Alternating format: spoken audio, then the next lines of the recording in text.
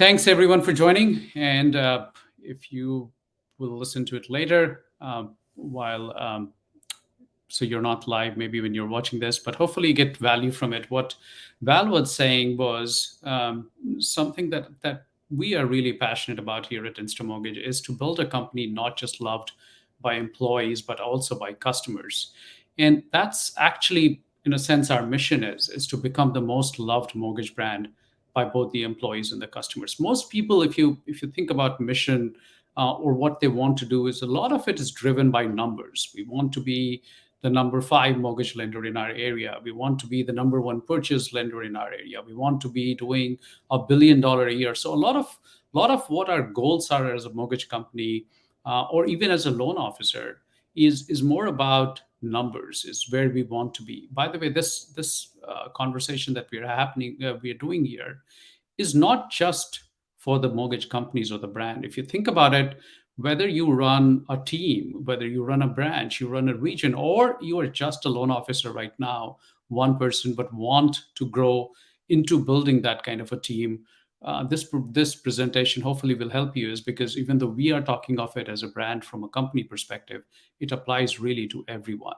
So to become the most loved mortgage brand by both the employees and the customers, and that sometimes is a dichotomy, right? I mean, how can you be loved by both employees and customers at the same time? Because if you really want to drive consumer experience, a lot of time is said that you have to really push your employees. You have to make them work harder. You have to make them hustle, and that would mean probably that they're not very happy working with you, is because you're driving them hard all the time. So a lot of time we hear that that's like an oxymoron or a dichotomy where you can only get one or the other, is because we know of companies that are loved by customers but not so much by employees. I mean, we have seen examples. I mean, I sit here in Silicon Valley, and we have seen companies like Uber or Facebook, or multiple companies which, from a consumer experience side, especially if you think about Uber, is great. I mean, we love using it, but employees did not like working at Uber for a very long period of time. That ended up resulting in the founder leaving the company, and it seems they're doing much better now. Or within the mortgages space itself, if you look at a company like Better, Better was loved by the customers to begin with, is because of the ease of the mortgage process that they were trying to implement. But employees hated the company, and then of course it became a huge PR issue when about 1,000 of them got fired and everything. But what I'm trying to tell you is that you may see examples of the fact that it can only be one or the other, but that's not true, and I'll tell you why.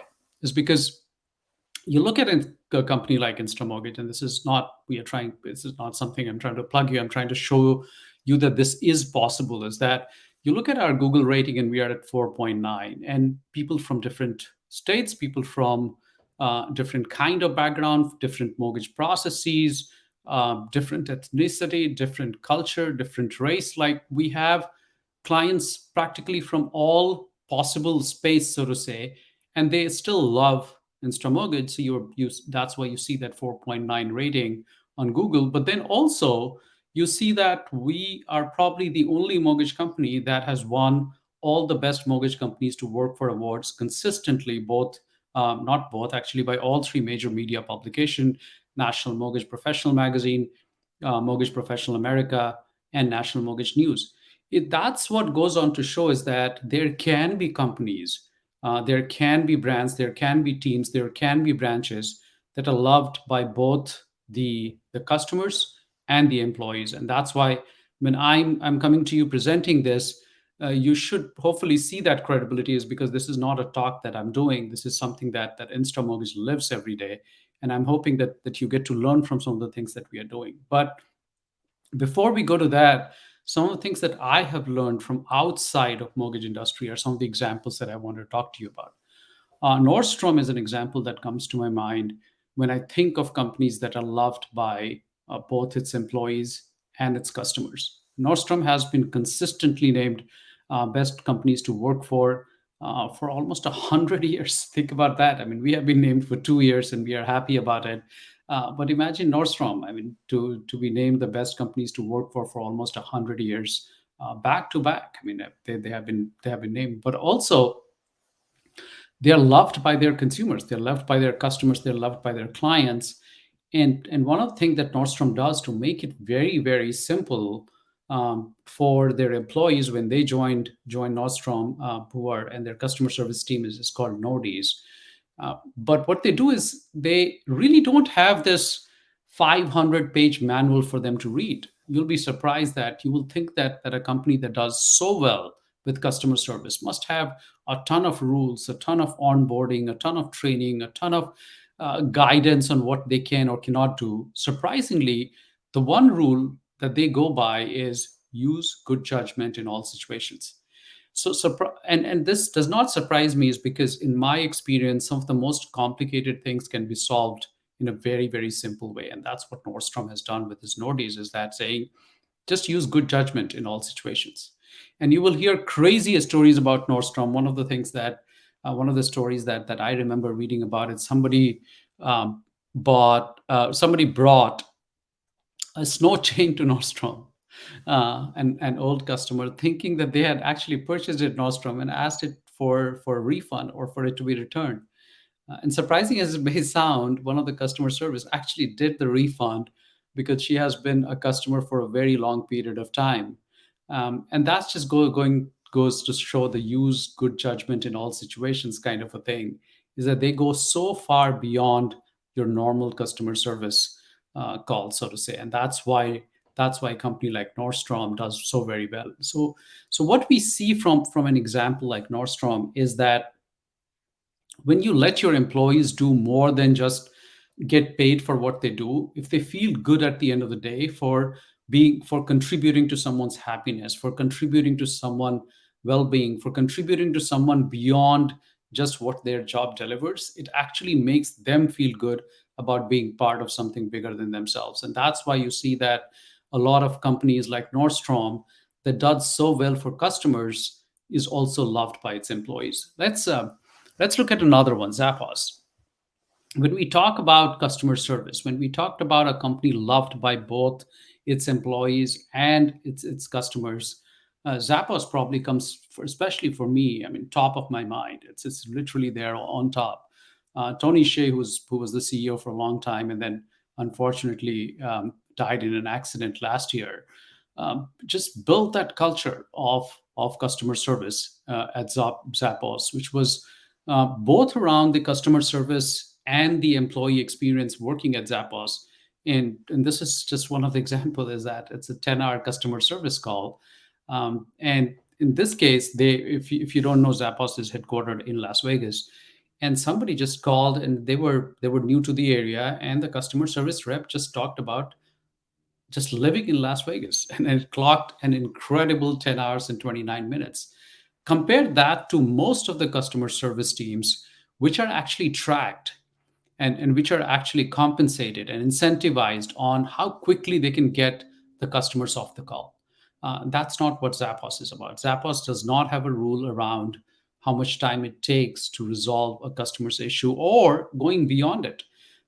There is actually a story about Tony Hsieh himself. One time, being returning to the hotel with his friends after a party, and they could not find. They wanted to eat pizza, but all the places were closed. And Tony Hsieh actually said to one of his friends, "Why don't you call Zappos customer service and see what happens?" And he actually called Zappos customer service saying, "Hey, we are looking for pizza. We are Zappos customers." And he actually helped them find three pizza places which were open that late. So it's an interesting story about how Zappos treats its customers, more as saying that call us if you have a problem. And there are tons of stories like this with Zappos. I'm just giving you a couple of stories around how they treat their customers, and at the same time they have a culture of treating their employees similarly. I know Zappos has a rule around the fact that if you join them, they actually give you $2,000 to leave them within the first month. And that's because they're saying that if this is not a right fit between Zappos and you, it's okay for you to leave, and we'll actually pay you to do that. Because if it's not a right fit now, it might not be a right fit later. So those are some of the stories that I have learned myself, and to build a company that's loved by customers and employees. So let's break it down: how to build a company loved by customers, and then we'll get into how to build a company loved by employees. So let's dive into customers. One of the things that have been my own north star when it comes to designing the customer service experience, both for my own clients. I'm a loan officer too, just so you know, and of course I'm the CEO of InstaMortgage. But one of the things that was for me very interesting was the 7-star design principle at Airbnb. Brian Chesky, who's the founder and CEO at Airbnb, they were going through they were going through this exercise while building Airbnb. And one of the things that they talked about is what you're reading here. That's Brian Chesky's quote. The paradigm with customers today is 5 stars, right? We all talk about five. Did you give me 5 stars? Did you give me 5 stars? The problem with 5 stars is you have to be really bad to get 4 stars, because now we are in that automatic mode saying, okay, let's just give this person 5 stars. Reaching 5 stars is just being nice enough. We wanted to build a product that you loved so much you would tell everyone. At Airbnb, we strive to have our customers contact the company and demand a 6 star to be added to our 5 star review because the experience was so good. So the way Brian Chesky and his co-founder went about it is that they actually defined what a 3 star experience will look like at Airbnb. Somebody walks in, it's a decent place to stay, and that's pretty much it. 4 star experience could be, they are messaged and text 3 times before they enter. There is like a route map given to them where to find the condo. They get in, the place is nice, that's great. A 5 star experience could be they probably have a bottle of wine waiting for them, or fresh flowers. And then there could be a 6 star experience that they could talk about. 7 star experience could be, I don't know, a private jet waiting for you to take you to that location. So they actually went about looking for what would a 7 star experience look like, and then use that as a guiding principle to design their experience. And that's what we need to do in the industry, is that because everybody, every loan officer, every company talks about 5 star experience, right? Is that how do you take your benchmark to a 7 star level and then build your experience based on that, so that they consistently come out of the process, of the experience of working with you super satisfied, super elated, super excited. When you get the lead, right? These are some of the things that we do here, and that's something that I want to talk to you about. Is uh, this will make the experience both for the realtor that you work with, because we are in a purchase market, and that's something that you should keep in mind, and also the clients that you work with look really good, really good. So make the referring realtor look good, or anyone who referred you that client. Communicate credibility while empathizing is huge. It's something that we miss all the time, which is we try to sell ourselves all the time when we are trying to communicate credibility. But what I have done is that I think about my credibility in terms of what the customer wants. So if somebody comes to me and says, I'm a first time home buyer, then for me, I need to empathize with them, saying that I know what it means to be a first time home buyer. I have helped hundreds of first time home buyers just like you, who are new to the area, new to the country, whatever the situation might be, help them buy their first home. That's the empathy part. And that's so you're communicating credibility, but I'm not going off of my rails saying, well, you know what, I run one of the fastest growing private companies in America. They probably don't care about that when they are anxious about buying their first home and trying to understand what it takes to buy the first home. So empathize. You might have 10 things to talk about in your credibility, but that one thing that they care about is what your credibility is while empathizing. And finally, on you when you get the lead part, is what this means for you, right? We live in a jargon heavy industry, right? We talk about CTCs and LTVs and DTIs and all of that and contingencies all the time, right? They don't get all of that. They probably get nothing out of all of that. So slow down. Tell them what this means for you. In this market, you might have to remove contingency. What this means for you is that you need to work with a loan officer who can guarantee a pre approval, that their pre-approval will result into a loan approval, right? That's what this means for you when you need to waive your contingencies. So understand that they are coming from a place where they don't know much about the industry, and that's why what this means for you becomes so much important. Let's get to the next part. What happens when they're approved? Send a letter to the listing agent along with the pre-approval. So not just the typical pre-approval letters that we send, but a listing letter. It's like a love letter to the listing agent, right? Like the buyers write love letters to the sellers saying that, hey, accept my offer because I have a cute kid and I have a cute dog and all of that stuff, right? It's the same thing, but you're writing this one to the listing agent saying why you are uniquely qualified to take this client from an offer to the closing without a hitch and within the timelines that they are agreeing to. If you pitch that up front, then the listing agent sees that as part of the pre-approval letter and says, impressive. This guy already thinks about what I need to know about accepting this offer or not. So do that. Thank you card with an inexpensive gift at that time and remain in touch with them. It's a seller's market. It's taking them weeks, months to get that home. Stay in touch with them. They might have several questions around it. So call, text every week for hot lead. That's H for hot. And 2 weeks for every warm lead. But stay in touch and always offer to help in terms of, especially in this market when rates are changing frequently, you should remain in touch because their pre-approval numbers might be changing very frequently. During the loan process, send a welcome email video that clearly explains the processes, expectations, and to don'ts. And the reason why I say this is because a lot of times, especially on social media, I see that one loan officer or the other posting about the fact that how stupid their clients were to go and buy a car just before closing or change a job just before closing. But here's the news, they are really not stupid. It's you who is stupid. And the reason for that is for them, it's the first time doing this. If you are so good, if you are so experienced, how come you did not tell them not to do this? If you told them they still did it, that's their problem. But if you never did that, then it's your problem, right? And that's why I tell people is that don't post these stupid things, is because it shows how stupid you are, not how stupid they are. So you need to do that right off the bat. You need to set up the expectations. How quickly do you need documents from them? What does the process look like? It's almost a 7, 8 step process, right? Until they go from contract to closing. And what are the to don'ts? Don't do these things while we are in the loan process. And explain some of these things to the agents too, is that because they should be aware of what the process looks like, how quickly, how frequently you'll be communicating with them.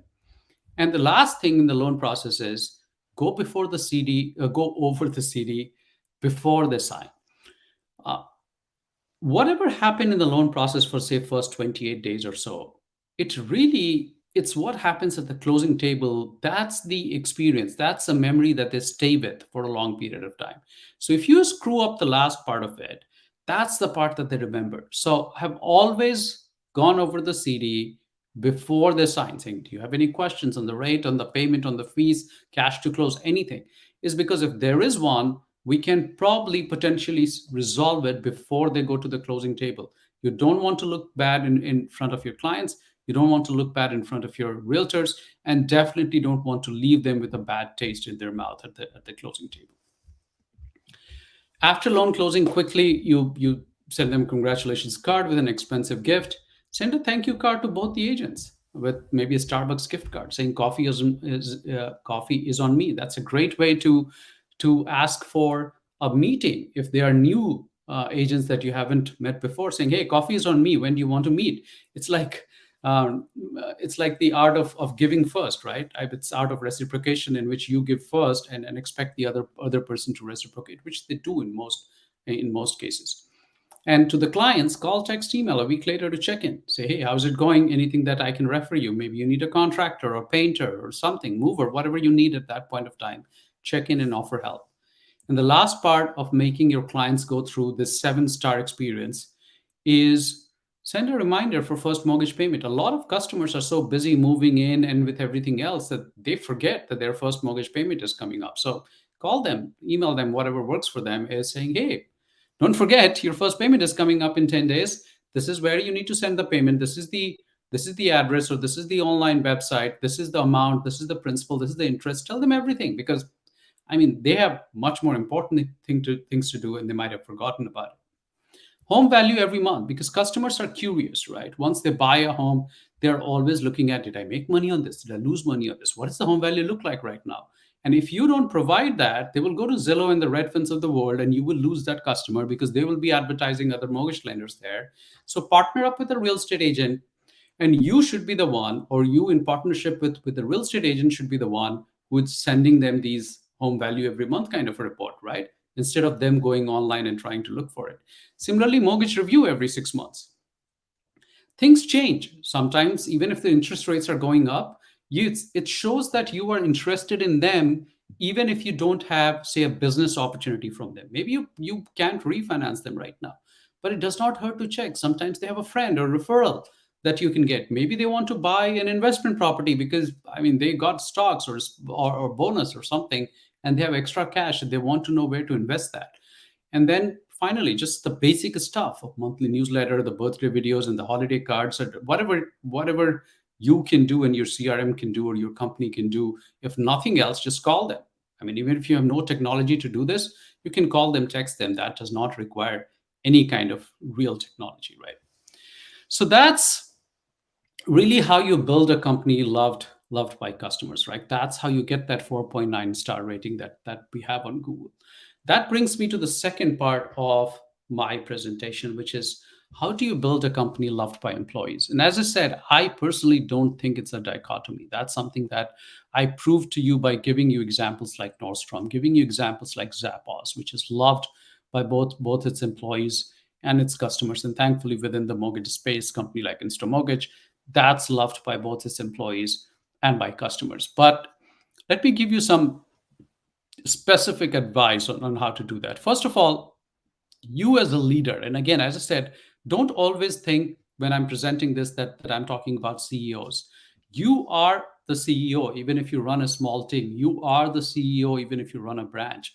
You are the CEO even if you run a division. So you are still the CEO because that's the kind of business we are in. We are technically entrepreneurs, irrespective of what level we operate at. And so my two leadership principles that I live by is leadership is a privilege and not a right. I mean, I even if I'm the CEO, everybody who works at InstaMortgage, it's like an honor. I mean, they have given me that privilege for me to lead them, for me to be their CEO, for me to guide them, to mentor them and coach them. And that's the way I look at it. I don't look at it from a perspective of, well, I have earned a right to be their CEO and I get to do what I want to do. And the second principle that I live with is care deeply but challenge directly. What that means is that you have to lead with empathy. You have to see what people are going through. That's caring deeply is all about. Is that you need to care for them very, very deeply, not at a surface level, not at the level of saying, "Oh, I'm very sad to hear that. Oh, I'm so sorry to hear that." Let's see. That's at a very surface level. What are you doing to help them get better? That's your caring deeply part. But at the same time, you also challenge them directly to be better, to be what they were when they came to work for you and be much better when they leave, if they ever leave. But they get better through the time of working with you. That's challenging directly, because if you just care deeply and don't challenge directly, that's you're not being fair to yourself, to your organization, and to them, because they don't get to grow.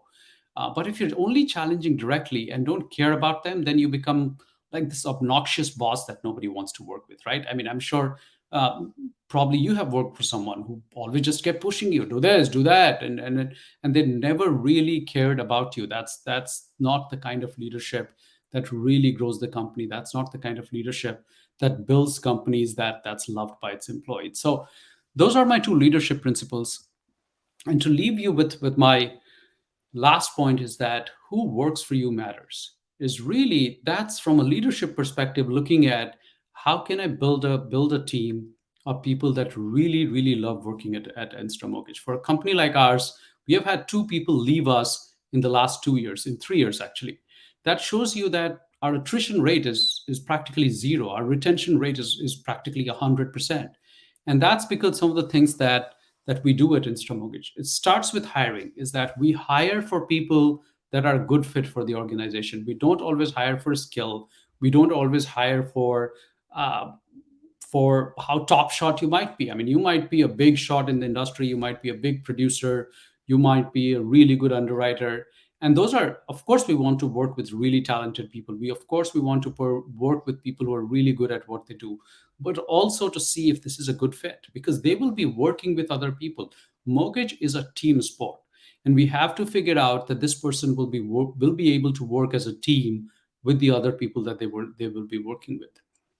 Empowerment, one of the first things that I do as a leader is actually to let them free, is go ahead, make decisions, break a stuff, and learn from it, get better from it. But that's what empowerment is all about. That's what we saw with Nordstrom, right? That's what we saw with Zappos, is they are not bound by these constraints. These are not bound by rules. Do whatever you need to do to learn more. Do whatever you need to do to break some stuff and get better with it. And people love that. People love that I show the confidence in them that they can get better from making a mistake. They are better than what they think they are. A lot of people who come and work at Insta had such a different experience working somewhere else, is because there they were constrained around what they can or cannot do. Here we try to broaden that horizon, and that's what empowerment does, is that it gives you the confidence to take decisions which elevates consumer experience. Culture, we talk about one team culture here. One team culture basically means that there is no sales, there's no processing, there's no underwriting, there's no closing, there's no funding. It's one team. As an organization, we run as a one team, with everyone focused on just one thing, which is consumer experience. And that's one of the biggest reasons why we close loans at 30 to 60% faster than the industry average, other than everything else that we do, is because of that one team culture. And all of that, a lot of that, is driven through leadership. And we talked about that in the last slide, about the fact that care deeply and challenge directly, that leadership that comes from the top, that really drives down the culture, hiring, empowerment for the organization. So that's, hopefully that helps. And again, as I said, whether you are a loan officer, a branch, a company, or a major brand, one of the, say, the biggest brands in the industry, you can create a company loved by employees and by customers. The proof is in the pudding, so to say, by showing you what we have built, and a lot of organizations outside of the mortgage industry, how they have built it. And this market, it's more important than ever. The consumer experience is more important than ever. The employee experience is more important than ever. And this is what will help you grow your personal business if you're running a one-person business, or grow your organization, and hopefully join us on the Inc. 500 list next year as one of the fastest growing private companies. So thank you for your time. You can connect with me on Instagram at shashank.redemption, or Twitter, LinkedIn, any of the social media platforms that you are on.